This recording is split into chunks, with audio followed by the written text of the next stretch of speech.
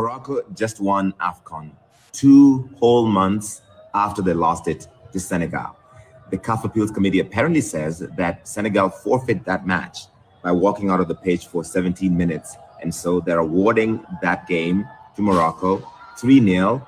And so essentially, Morocco are the winners of AFCON 2025. But I was there at the stadium. I saw Senegal win it. Yes, they walked out of the pitch for 17 minutes. It was chaotic. We all know that. But then Gianni Infantino, who leads FIFA, Patrice Motsepe, who leads CAF, they gave the trophy to Senegal. Senegal celebrated at the stadium in Rabat. They had a whole parade back in Dakar. They celebrated, they have their medals, all of that, and now you're trying to take away that from them. The Senegalese Federation calls this an unprecedented, unfair, and unacceptable decision, and they're going to appeal to the Court of Arbitration for Sport in Switzerland. They will probably win that. CAS has overturned CAF decisions in the past, but this makes African football look so bad. Many Africans feel that CAF favors Morocco. This trophy is won on the pitch, not by email. That's what one Senegalese player says, and there are many who agree. This is confusing. So who do you consider the winners of AFCON 2025? Is it Morocco or is it Senegal? All right, who are the winners of AFCON 2025? Is it Morocco or is it Senegal? That and many more stories. Welcome to This Week in Africa, your weekly live stream where we talk about all things happening on the continent of Africa. Before we get into our stories, we will start with some introductions. I'll turn it over to you, Gloria, before I do mine. Hello, everybody. My name is Gloria Ayo. I am the founder of Diaspora Station. Basically, what we do is we talk about history and things, sometimes current affairs, things that have to do with Africa and the diaspora. And of course, I'm also an analyst on the side. So once again, I'm very happy to be back on This Week in Africa with Joe Hatagwa. Yes, and I am Joe Hatagwa, founder of Authentic African Media. We help people visit, move, and invest on the continent of Africa. We're bridging the gap between those living on the diaspora and those living on the continent. So weekly, we bring stories to you from Ghana, Sierra Leone, and around the continent. I mention those two countries because those are the two countries I spend the most time in. Basically 30% of my time is spent in those two countries. And for those who are thinking about visiting, moving, and investing there, I do some consulting for those two specific countries. And then I do overall consulting for the continent of Africa. And we want to give you guys the news all around the continent so you guys are aware what's happening in countries you may want to visit, move, or invest in. So with that, let's get into the first story. As you saw at the top, very controversial decision made by the CAF, which is the Confederation of African Football. They dramatically overturned the AFCON's final result. You guys might remember we discussed this sometime last year, at the end of last year. And AFCON is the Africa Cup of Nations. That is kind of the pre-qualifiers to the World Cup. It is a tournament that happens in Africa prior to the World Cup, and it is the pride of Africa. For those of you who watch football or soccer, I am culturally American, so we call it soccer, but almost everyone else around the world, except for maybe South Africa, calls it football. So big deal in Africa. Morocco has won previously, and there was some controversy around the Moroccan player who thanked everybody else but Africa. And there was a lot of discussion about sub-Saharan Africa versus those in Northern Africa, and do they see themselves as African? There's a lot of questions around pride and this idea of being African. So it's not just a tournament, but it really is more about African pride and the continent itself. So obviously, as you saw in that initial video, Senegal was stripped of their title, and Morocco was crowned the champions after 2 months of discussion, etc. What was supposed to be a landmark tournament showcasing Africa's footballing excellence has now been overshadowed by a controversy, so raising serious concerns about governance, transparency, and the future of the sport in the region. So we will say that there is a particular clause in CAF's I guess, rules of play that says if the team leaves the field of play, they automatically forfeit 3-0. So that is what Morocco is basically protesting and asking for the overturn of Senegal's win. And it looks like CAF initially has stated that Senegal has now lost 3-0 to Morocco. So we'll go to this video that speaks a little bit to the response from Senegal, and then we'll have some more commentary on the other side. Hi, you're watching First Sports. I'm Rupa Ramani. Let's get started.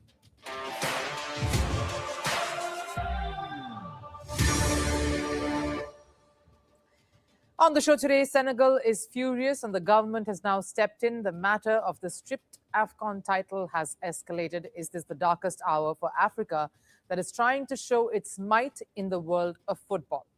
Venezuela beat USA in base. Lamine Yamal chipped in with 1 goal. Possible corruption. CAF is under fire, but more than anything, African football is under threat of regressing. Is this the worst chapter in Africa's footballing history? Africa has always had to fight to be seen, fight to claim their place in footballing excellence. They had to fight perceptions and constant questions of whether they truly belong at the top. It's been a seemingly never-ending cycle, and this year's AFCON was supposed to put a full stop to all speculations and doubts. It was supposed to end the debate about whether Africa is top-tier stuff, and it did. Infrastructurally, it was magnificent. The fans, the attendance, and the passion was all there. It was world-class, the talent for all to see and applaud. The tournament delivered on all counts.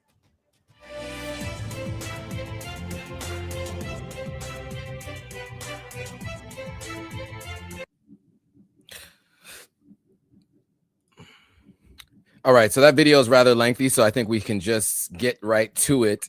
Gloria, your thoughts on this overturning after we covered the hesitancy giving the trophy to Senegal from what we could see and what was allegedly the heads of CAF wanting to give the trophy to Morocco.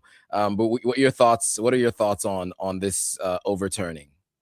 Yeah, and what makes this very confusing is the fact that obviously the trophy was lifted back in January, medals were distributed, the streets of Dakar and the rest of Africa, well, at least some parts of Africa, erupted in celebration.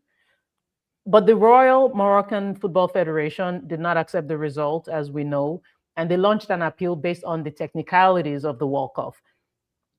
The initial disciplinary hearing in late January focused on things like fines, individual suspensions, imposing over $1 million in penalties on both sides. But then this ruling by the appeal board went much further. Invoking Articles 82 and 84 of the AFCON regulations, Article 82 is explicit. If a team refuses to play or leaves the ground before the regular end of a match without the referee's permission, they are deemed to have forfeited. Article 84 mandates that a forfeited match be recorded as a 3-0 loss for the offending side. The appeal board's logic was that the forfeit was triggered the moment the players left the pitch, and the fact that they returned to finish the game did not annul the initial breach. So I just wanted, because I know, Joe, you were asking about, we're talking about what Article 82 and 84 suggested. So I just wanted to give that background. However, this is virtually unprecedented in the history of major international football tournaments. While teams have walked off in the past, the awarding of a title to the losing finalist 2 months after the final whistle has never happened, at least not in modern history.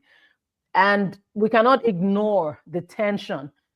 Obviously, I did do a video where I actually asked people, Larry also did the same thing, but I actually asked people to vote on who they thought was the real winner. Now, perhaps Larry and I have different audiences, but based on what I saw, the results, the votes tallied, or rather, they fluctuated between 95 and 96%. So 95 and 96% people supported Senegal as the winners of AFCON. And of course, there were some Moroccans in the comments, going off, it's to be expected. But honestly, it's really, not only is it embarrassing on a global scale, it's really heartbreaking. I mean, is this how we conduct ourselves? This isn't to justify Senegal's walk-off, but they did allow the game to end. But we also have to understand Morocco has invested billions in football infrastructure. It has positioned itself as the epicenter of the African game and a co-host for the 2030 World Cup. So this influence has basically led to perceptions of a power shift within CAF, with the Senegalese government and football officials openly alleging that Morocco now dictates the law, basically to the Confederation's president, Patrice Motsepe. So at this point, I've always noticed this, even long before people started, before this AFCON situation, I've always believed that Africa feels like two Africas.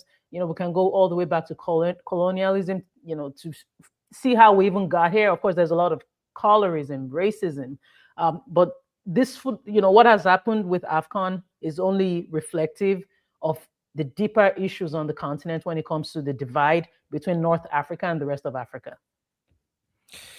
Yeah, I agree with all of that. I think one of the challenges that I have with this is that, Article 82 and 84 were instated and applied throughout the games, after the games, during the appeals process, and it feels like it has not been reviewed or discussed in any of those additional stages. Now, to be fair, rule is the rule, right? You walk off, you lose 3-0. Like you walk off, you forfeit. You forfeit, you lose 3-0, right? And so those two, 82 and 84, are the rules of the game. It's just interesting that nobody from Morocco's side or CAF did anything or knew to say anything during the game when Senegal walked off, after they came back to continue the game, after it was awarded, throughout the appeals process. It wasn't until emails, etc., as stated recently, where it was brought to bear that this is a rule, and it was not followed. So I don't know why that is. But at the end of the day, if you have a rule in place, it generally applies. I just don't know how it works when you have a rule in place and you don't act based on that rule, and then you want to act based on that rule months later.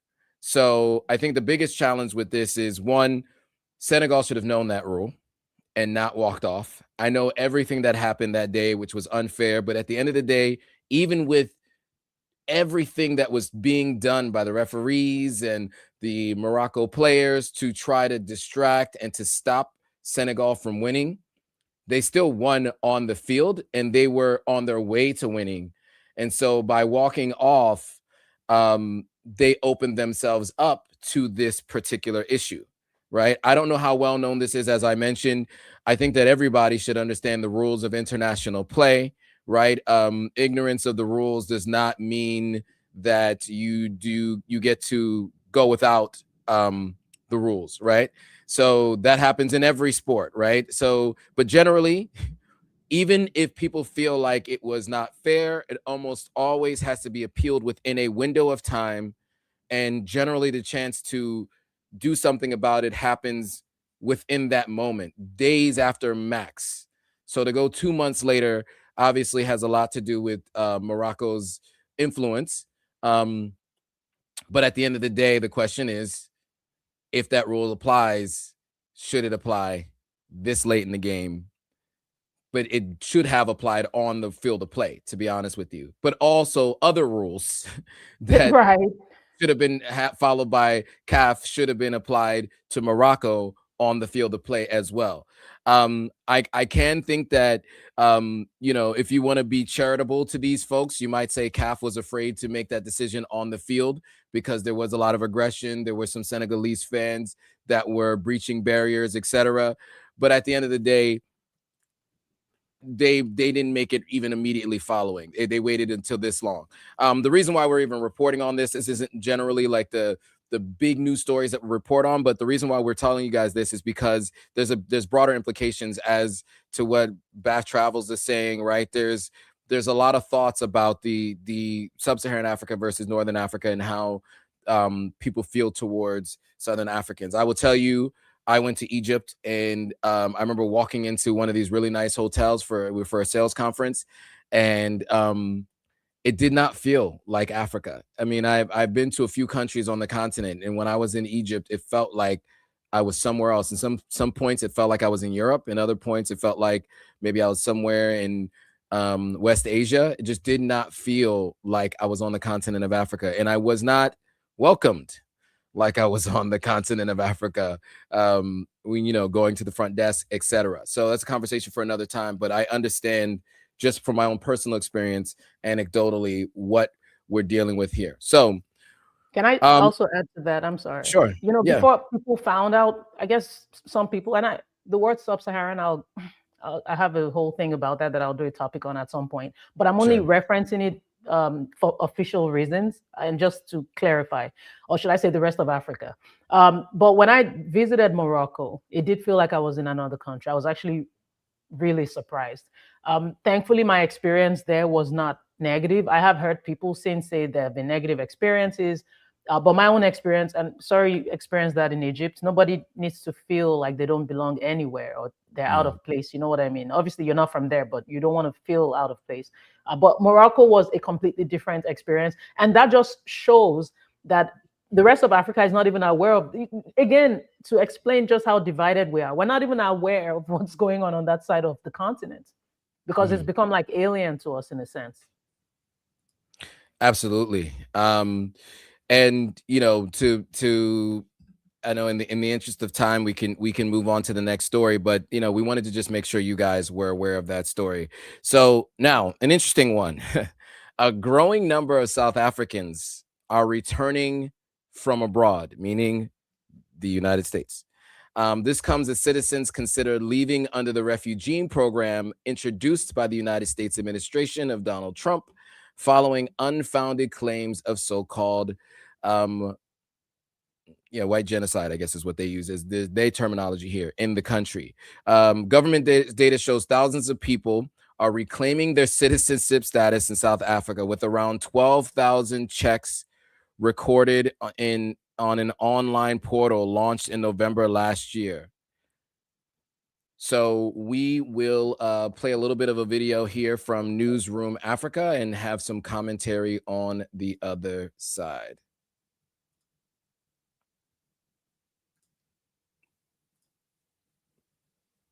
All right, let's turn to this story now, because there's a growing number of South Africans returning home from abroad. This comes as some citizens consider leaving under a refugee program that was introduced by the United States administration of Donald Trump, following unfounded claims of a so-called white genocide in the country.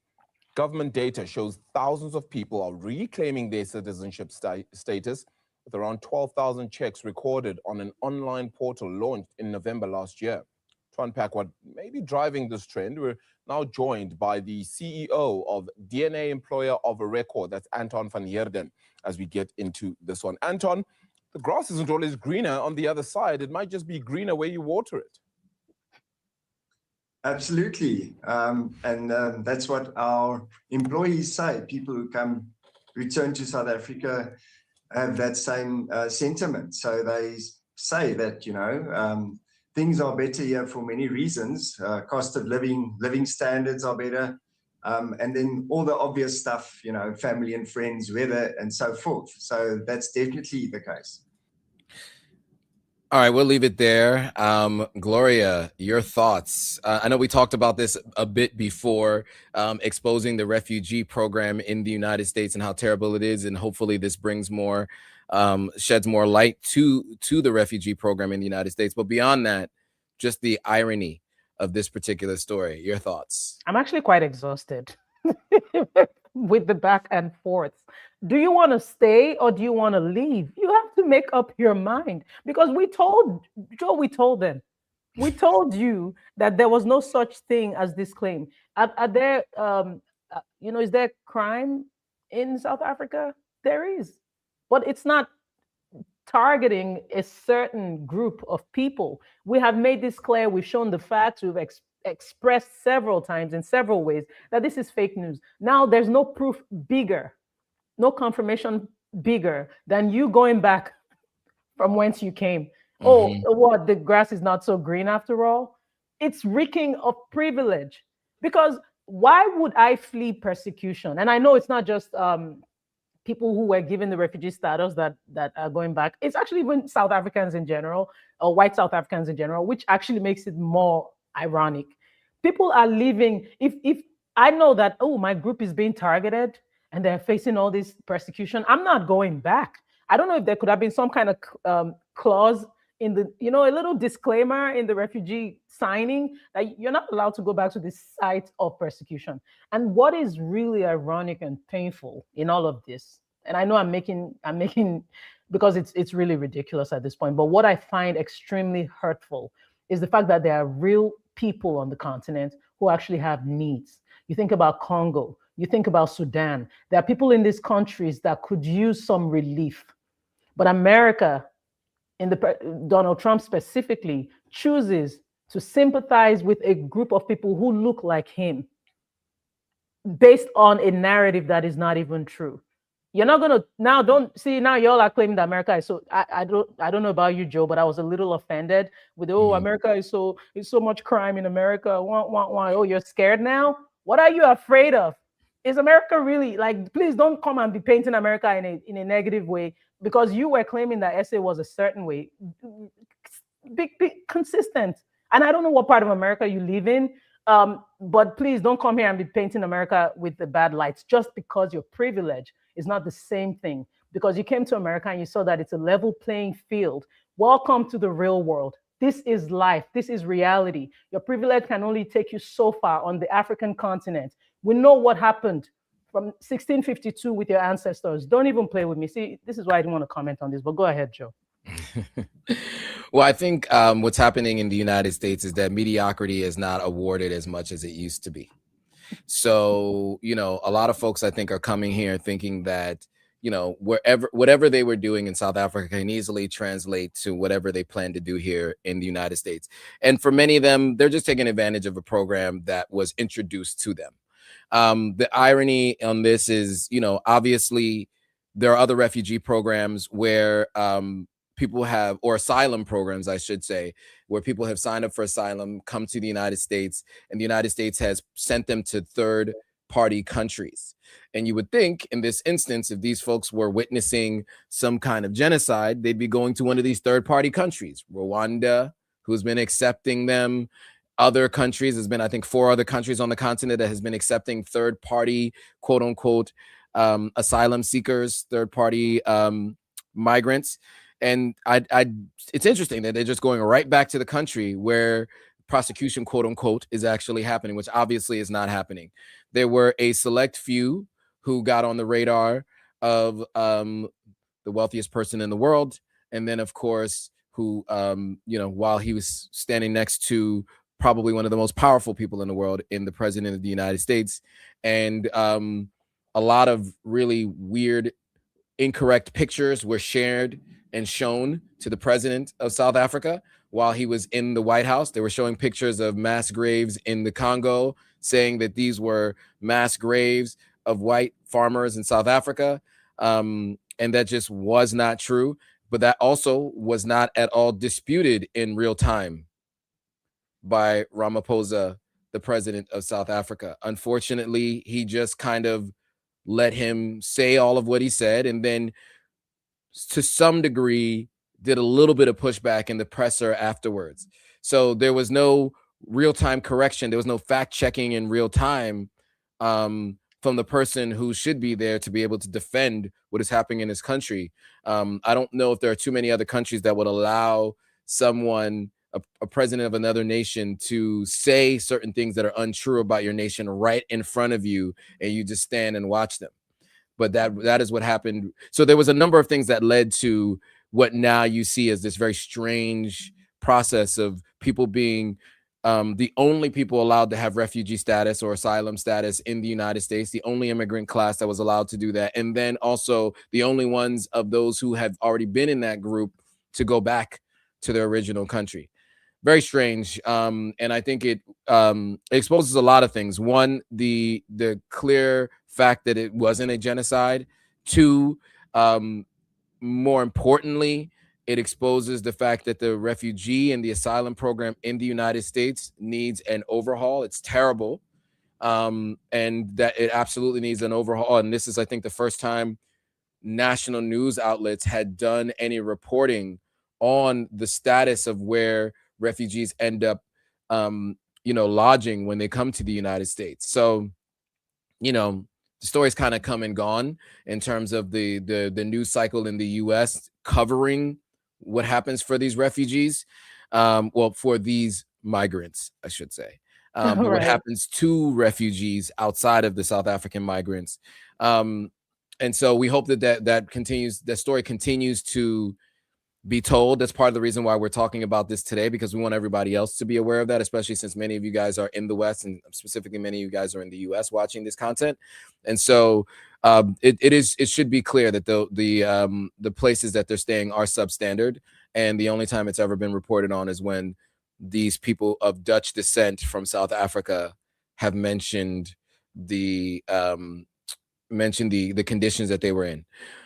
All right, next we move on to another story, and this one is more, and this comes from our friends at Sovereign Media. You guys might be familiar with them. Some of them formerly were in the African Stream organization. I don't know how much I should say of that online, but we're familiar with some of these folks, right? People that you may have seen on this channel before. So the brutal reality of American humanitarian aid is being exposed by a report that the U.S. may gamble with the lives of 1.3 million patients of HIV in Zambia to secure a monopoly over the country's minerals. So we're going to play this video. There's going to be not a lot of audio. There's some reading there to begin with, but we'll play this video and then we'll have some more commentary on the other side.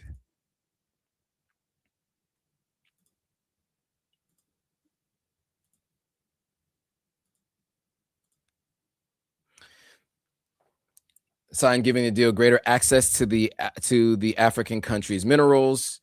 The potential threats were reported by the New York Times, who obtained a copy of a memo prepared by the U.S. State Department Secretary Marco Rubio. 1.3 million Zambians depend daily on this support from the U.S. President's emergency plan for AIDS relief. Zambia is leading producer of copper and holds significant reserves of lithium and cobalt. The U.S. considers these minerals critical for green energy and its tech sector. Following major foreign aid cuts, the U.S. is pressuring countries to sign new agreements with specific conditions to access funds and minerals. The memo suggests that the U.S. seeks greater access to Zambia's minerals at China's expense. The memo said that the new deal would involve the potential use of sticks, and warned that Zambia must comply because other countries are watching. By holding the survival of 1.3 million hostage, the United States reveals that humanitarian aid can function as a tool of control rather than compassion. Your thoughts, Gloria?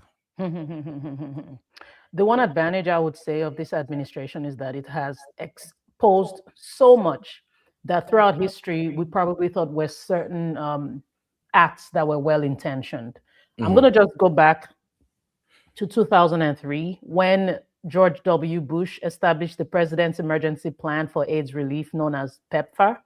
And Zambia has actually been one of its primary beneficiaries. Zambia has received over $6 billion in the last 20 years. However, the return of the Trump administration in 2025 brought a transactional lens to these relationships. The freeze on foreign aid in early 2025, followed by the dissolution of USAID in July 2025, showed that, at least according to the American government, there was a transition towards something that was more reciprocal, where it could be more mutually beneficial, it seemed. And some people came out, even Africans included, and that very wealthy man you talked about, the wealthiest man on earth, they all came out to talk about how this was that Africa did not need aid after all, which I have always agreed with anyway. But the abrupt removal of these things for me was the big controversy. Of course, countries like Nigeria and Uganda signed new MOUs under these terms. However, Zambia's president, Akande Ichilema, has balked, leading to the current threat of sticks to ensure compliance. The core of the dispute lies in three unprecedented conditions that are found in the draft MOU. First, the US is demanding that Zambia provide one-way access to its citizens' health data for a period of 10 years. This is a move that critics such as the Zambian civil society have labeled as a violation of national sovereignty, and it just doesn't sound right. Second, the US requires Zambia to contribute $340 million of its own fiscal resources toward health spending to earn a reduced $1 billion 5-year aid package. Third, and most controversially, the US is using the aid as a wedge to break what it perceives as China's preferential access to Zambian mines. So this involves demanding a renegotiation of mining regulations and the sharing of sensitive mining databases with US experts. Just looking at this on the surface does not seem right. Why does Africa always bear the brunt? At the end of the day, Africa carries the entire world. I cannot emphasize this enough. Africa carries the world. And because they know, and this is where I have to bring our leaders in, Joe, because they know that our leaders are not going to stand for what is right. They know that our leaders are going to sell the people out for the most part. We have a couple that know better. They're going to keep exploiting and taking advantage of that. This is a very cheap deal. You want access to our resources for you want our data. It's at this point, it's blackmail. If you ask me, it's actually absolute blackmail. You want our resources. And I mean, the terms and conditions don't even make any sense. Would you try this with a United Kingdom or Canada? And speaking of Canada, somebody's watching from Canada. Thank you. Yeah. And I'll just add one thing. I would specifically even speak to another country in West Asia that the United States supports with a ton of aid. That is under very few stipulations. You guys know the country. If we mention it here, we get in trouble. So I won't mention the country, but there's a lot of aid going and money going to that country. Very, very wealthy country in West Asia. You guys know who we're talking about. People have been accused of committing a genocide over the last 36 months, right? There are very few stipulations for them when that aid is given. But in Africa, there's stipulations given. I only use that as an example because there's not a lot of aid from America given to like European countries, but there is one specific country where a ton of aid goes to with very few stipulations. But when it comes to Africa, there are. Now, here's what I would say. The one thing out of all the stipulations that the United States had with Zambia in this is that Zambia has to invest $300 million in their own money in their own country. Now, Burkina Faso has decided that they're going to do 140 million or 110 million or something to that effect in their own country for their own aid with their own deal. I do believe that one way to get yourself off of aid is if you have a commitment to spend the money that you're generating, right? Because we know that all these countries have money that they generate. It just never really goes back to the people. And so I would love to see that kind of aid actually spent on these critical resources in country. I don't know if 300 million is available for aid because I don't know how much money comes in and out of the coffers of the federal government there. But you would want to see a significant amount invested in their own country so that we don't have to have the aid coming from other countries. So in an ideal world where there's a partnership or a cooperation and it has to be with the West, the one stipulation that I think makes sense is joint investment in the aid and reduction of aid eventually by the West so that that can be self-sufficient on the continent. That'd be an ideal scenario if you're going to have to do these kinds of deals. And as we've mentioned on many occasions, ideally you don't have to, but it's just where we are today. Moving on to the next story. So in a rare judgment in Belgian involvement in the former colony, a Belgian court actually ordered that a 93-year-old former diplomat stand trial for the 1961 assassination of Patrice Lumumba, Congo's former prime minister and independence icon. This is now just a trial that hasn't started as of yet, but the judgment is saying that he should stand trial. So we will play a video from DW News and have some commentary on the other side. One of Africa's most brutal political killings may finally get its day in court. More than 60 years after the assassination of Patrice Lumumba, Congo's independence icon, a former Belgian diplomat has been ordered to stand trial. Lumumba's family welcomed the decision as a step forward that's a little closer to justice. Some people might ask what this is about. Is it a matter of revenge, but of reparations in the form of money or something? But it's not the case. This is a matter of recognition, a matter of understanding, and what we currently ask of the court is quite simple. We just want the truth. Etienne Davignon is the last living of 11 Belgians indicted for their alleged role in Lumumba's death. Now 93, Davignon was a junior aide in the Belgian Foreign Ministry in 1960 when Congo gained independence from its colonial ruler, Belgium. Records revealed in an inquiry showed Belgium was working to undermine Lumumba's government, and that Davignon, who was posted in Kinshasa at the time, was responsible for providing a legal justification to have Lumumba removed from office. After his work in Congo, Davignon rose up in the ranks of the Belgian Foreign Ministry and even became an EU commissioner. Davignon is facing charges of participation in war crimes, including depriving a prisoner of war the right to a fair and impartial trial and inflicting degrading and inhumane treatment. And who exactly was Patrice Lumumba? Well, he became Congo's first prime minister after independence. He was in office for just a few months before a rift with Belgium led to his overthrow in a coup, followed by his imprisonment and torture. Lumumba was executed by firing squad with the support of Belgian mercenaries. And to hide the murder, Lumumba's killers cut his body in pieces and dissolved it in a barrel of acid. A Belgian officer at the scene kept Lumumba's tooth as a trophy. In 1991, a Belgian parliamentary inquiry concluded that Belgium bore moral responsibility for Lumumba's killing. Activists say putting Davignon on trial is a crucial step towards truth and justice for victims. Lumumba's killing not only violently took a man from his family, it also robbed a nation of a democratically elected leader. We will never know what path Congo might have been on today. All right, I'll leave it there. We all know what's happening in the DRC right now, and we've talked about it on many occasions. And what we just witnessed or what we just reviewed was exactly what led to where the Congo is today.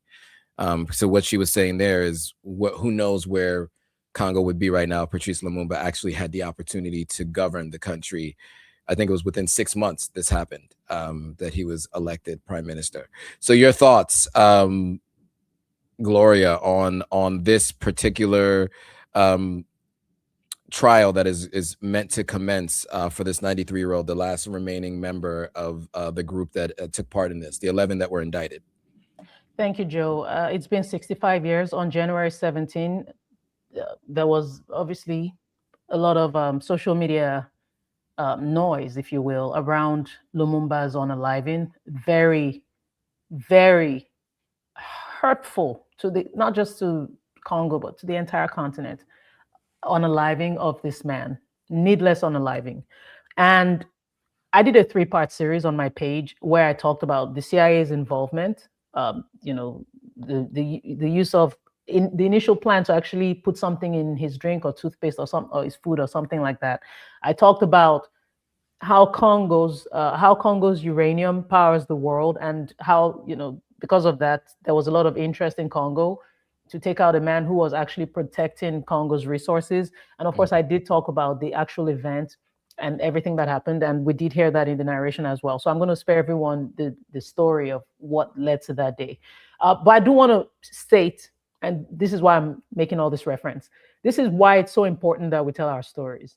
I keep saying it, telling African stories is actually very difficult because it's the most suppressed history. Africa has the most suppressed history on earth. And ironically, it's the darkest. You cannot come out and say we shouldn't talk about what happened in Germany.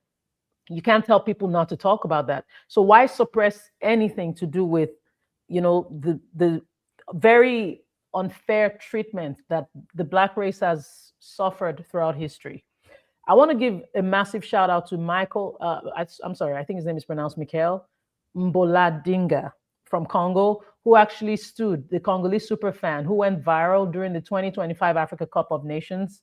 I guess something great did come out of AFCON, for acting as a living statue of Patrice Lumumba. People like that have brought attention. I'm not saying it's only because of him this happened, but we have to give him some credit for that, because he forced the world to look up Lumumba and see why this man was so important in history. Because again, African history has been so suppressed, and this is why we need to keep talking about it. People go, it's so dark, don't talk about it. It would be so easy to do lighthearted content. We could just come and talk about, travel and beautiful things, but is that to what extent is that helpful to the continent? We need those stories, but we also need closure. We need justice for our leaders who were mistreated and who were unalived for no just cause. Patrice Lumumba's story is a powerful one. I don't think we can share it enough. Davignon, I don't care if you're 93, if you're 203, you need to face trial for what you did. And whoever else is involved, the CIA needs, whoever else is involved needs to be investigated, and this man should get full justice.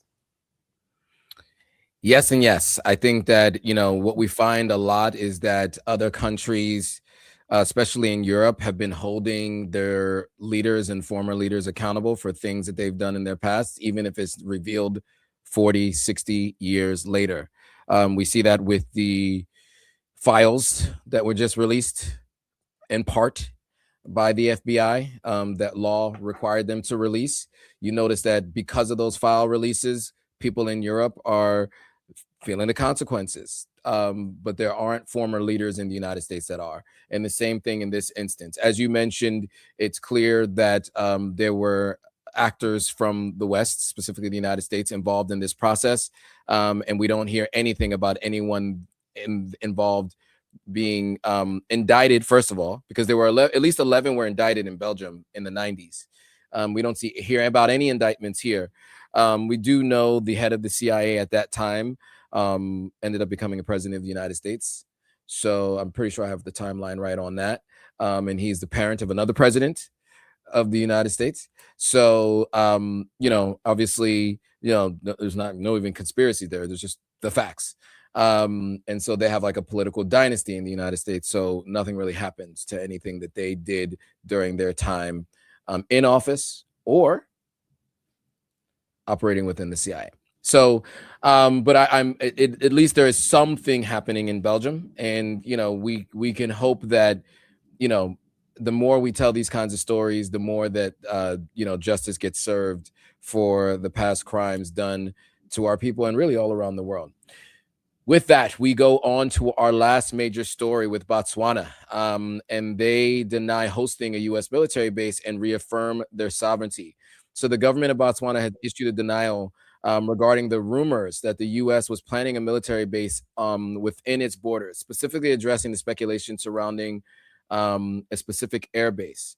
So they dismissed the claims as fake news and cross-border misinformation. So officials clarified that the facility remains a sovereign installation, the one that's already there, and entirely controlled by the Botswana Defense Force. So this story is from First Post News. We are going to hear from them and have some commentary on the other side. Our next story is from Botswana. The country has issued a firm response to rumors around foreign military presence. Botswana's government has denied hosting a US military base. It dismissed the rumors as fake news driven by speculation. This clarification comes at a time when the US and its ally Israel are locked in a war with Iran. Botswana does not host a United States military base. The Bafachwa Air Base is a sovereign military installation owned, operated, and controlled entirely by the Botswana government through the Botswana Defense Force. The focus of these rumors has been the Tebe-Pachwa Air Base. The government said that the base serves Botswana's national interests by enhancing emergency response capabilities, supporting regional peacekeeping and humanitarian efforts, and maintaining the operational readiness of its armed forces. There's a little known trick to getting started in real estate, making $1,000, $2,000, or even $10,000 a day. It doesn't require you to give your own money. Sorry, guys, I skipped the story and it went right into ads. My apologies. And I skipped the story as well. But Gloria, your thoughts on Botswana, and we'll get back to the Ghana story after that. There's one more story. Here I was thinking we had like some sponsor on the program. I'm like, yay, real estate. We do not. Right. But we're getting there. So yeah, we're calling out to all potential sponsors if you have the business you would like to promote. But anyway, so obviously anything to do with Africa claiming its own sovereignty, I am for.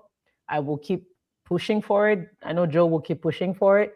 Anything where we get to make our own decisions with our own resources. Because what we need to understand is that these resources do not belong to our leaders. I mean, they belong to them in a sense, but it's a communal thing.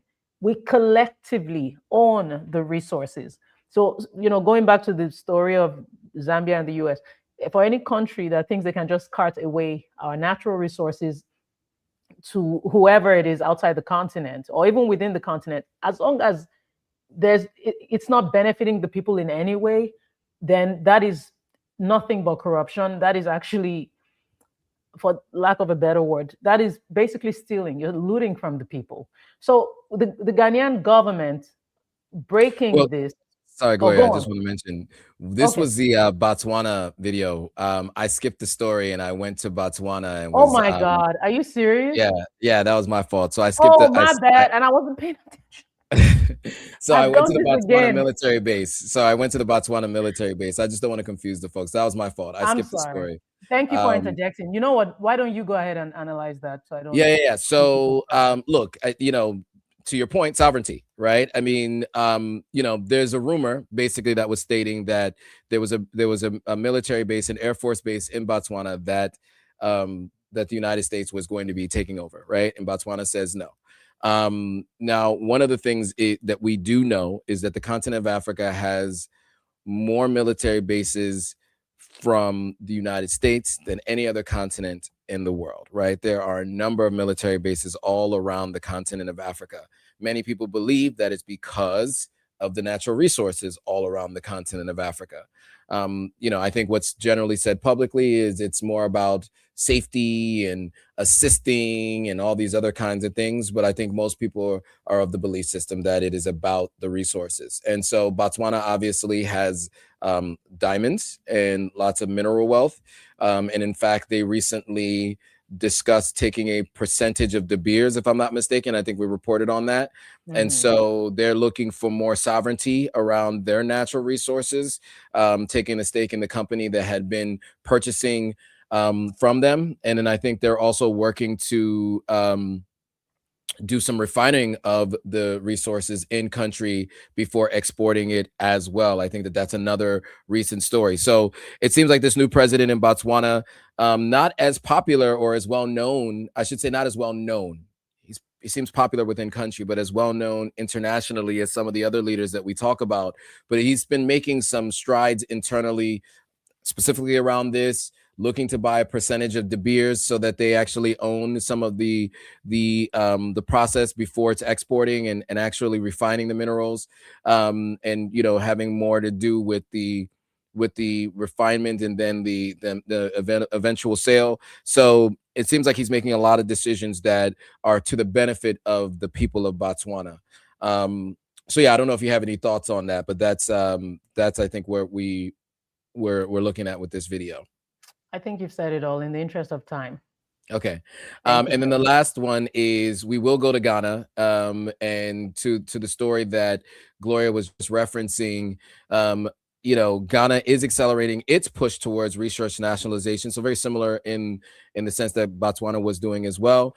But one thing that's really interesting is that Ghana has reclaimed control of the Damang gold mine in Western region, which was operated by South Africa's gold fields for 30 years. So the government seized the mine in April last year after rejecting a lease renewal, citing failure to declare verifiable reserves. So this is still dealing with a continental reclaim, not necessarily a reclaim of any businesses outside of the continent, but we're moving in the right direction. We see this a lot, of course, with Burkina Faso, Mali, and Niger. Botswana is also starting to do that as well. So what we're seeing is that there are some leaders and heads of state that have been kind of following in the footsteps of what we've seen in the AES. So let's go to this video from First Post, and then we'll have some commentary on the other side.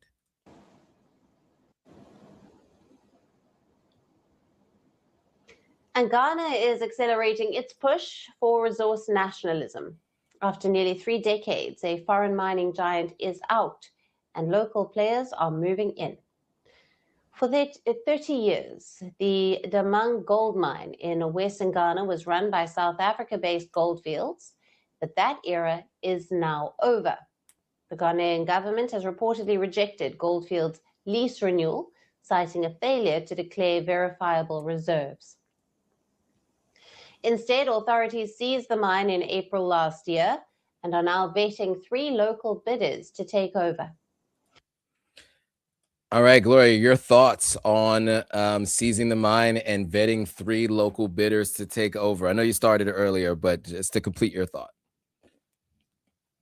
I think you're muted.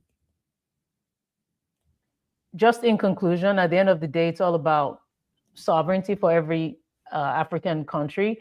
And if Ghana is able to keep their mining and keep things nationalized and local, I think that is a great first step. Now, whatever happens after that, obviously, we can only hope that the government does things in the interest of the people.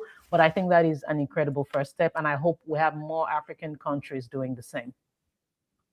There you go. Yeah. And I will say of all of the inaugurations and presidential wins across the continent since I think it was 2022 when Ibrahim Traore took over Burkina Faso.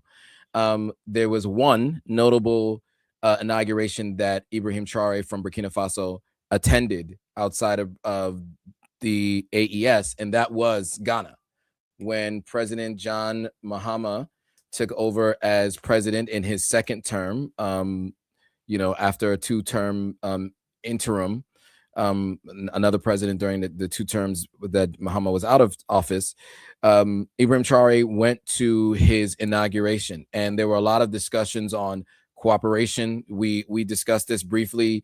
There was some security and cooperation agreements that were done recently between Ghana and Burkina Faso, and we see Ghana seems like following in the footsteps of some of what Burkina Faso had done. Now this is a lease renewal, so it was really easy to not renew something as opposed to just stopping it middle of contract and taking it over, which is what had been happening in the AES. So it is a step in the right direction because they're going to allow 3 companies within the country to bid on it.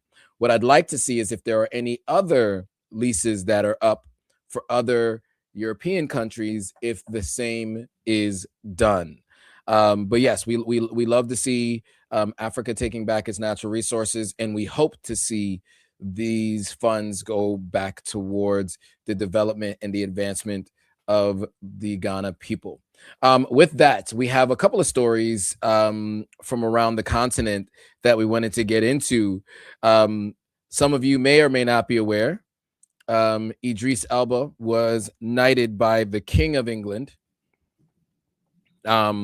Generally an honor for very few you know, you hear the name Sir before their name. You ever heard Sir Elton John or Sir Paul McCartney, right? These sirs before your name means you've been knighted by the king. And at one point for 90 years or whatever, 70 years or so, it was the Queen of England, right? She was knighting different people. So Sir Elton John, Sir Paul McCartney were knighted by the former Queen. Now the King, Charles, is the head of the family now, and he is knighting folks. And so he has knighted Idris Elba. Any thoughts, Gloria, on this knighthood by Idris? Sir Joe Hotagwa has a ring to it, if you ask me. I call you that anyway. But interesting one. And I remember when you shared the story, I was like, oh, wow. And then you were like, yeah. And then I was like, oh. On one hand, obviously, we have to look at Idris's journey. You know, son of immigrants. Obviously, he's from, is he from your country? Ghana and Sierra Leone. One parent from each country. One parent from each country. Yes. Oh, nice. So, you know, it's a beautiful story, you know, when you look at it. And obviously, with the controversy that comes with the monarchy, you also look at it from another angle, like, whoa, you know. So at this point, I guess it's mixed feelings. Yeah, same. Look, I mean, it shows that, you know, he's made an impact and he's doing a lot of great work. He was obviously invited to Prince Harry and Meghan Markle's wedding. You know, a lot of people, there was a lot of celebrities that showed up for that one. So, you know, he obviously has a relationship with the royal family. I think there's a lot of questions and concerns about the royal family's history in general and as it pertains to the continent of Africa. So, you know, I think that's why there's a lot of mixed feelings about this. But shout out to Idris for all the work that he's doing on the continent and for being recognized globally for the work that he does. Moving on to the next headline is there's an Israeli group that sent Palestinians from Gaza to South Africa. An investigation had unmasked a discreet operation transporting hundreds of Palestinians from the ruins of Gaza to South Africa and Indonesia, operating under the guise of a German-based Muslim charity called Al-Majid. The mission is reportedly spearheaded by Ad Khan, an Israeli organization founded by former intelligence officers. While the group describes the flights as quote-unquote humanitarian rescues for those desperate to escape 2 years of bombardment and famine, critics, including the South African government, label the initiative as a veiled campaign of ethnic cleansing. The report by the Associated Press reveals that the families paid up to $2,000 per person via cryptocurrency and bank transfers to secure passage through Israel's Raman airport. Wow. Your thoughts on this story of the Gazans being shipped to South Africa and having to pay $2,000 to even get through Israel to be able to leave the Gaza Strip after what has been happening there? I'm lost for words. I mean, it's scary. Is this for relief? And you know, the U.S. had hinted at this, you know, finding a place to put them. So it's all just very scary at this point. But I do want to keep my eye out on this story if I say the wrong thing. Yeah. Looks like some people needed relief. They were looking for relief. They went to South Africa, but it was all done in a way that, you know, obviously was covert. $2,000 each paid just to be able to get safe passage. I mean, this is not the way you would anticipate something like this being done, right? There needs to be cooperation between the two countries, and by the two countries, I mean Palestine and South Africa. If this is what makes sense, you know, that would be what would be the way to do something like this if this was to happen, because it seems like the strikes will not be stopping anytime soon, unfortunately, on the Palestinians. And so it seems like there may be no other choice but to try to find ways to leave the country.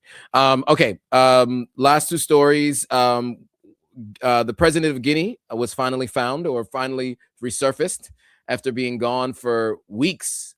Thoughts? Anything you want to add to this? Welcome back, sir. Speaking of sir. Yeah. Glad you've been found. Yeah, I mean, what we find is that a lot of presidents on the continent leave their country to go get medical treatment.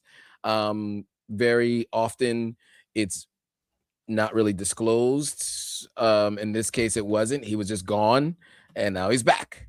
Wow. So there are questions about why he was gone, where he went.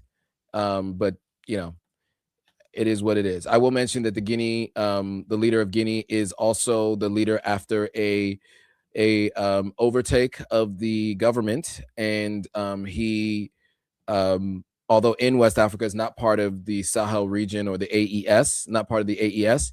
And so I've always been interested in why they hadn't included him. But we'll keep an eye on this and more. Okay, and then lastly, maybe this is one of the reasons, but go on, Joe.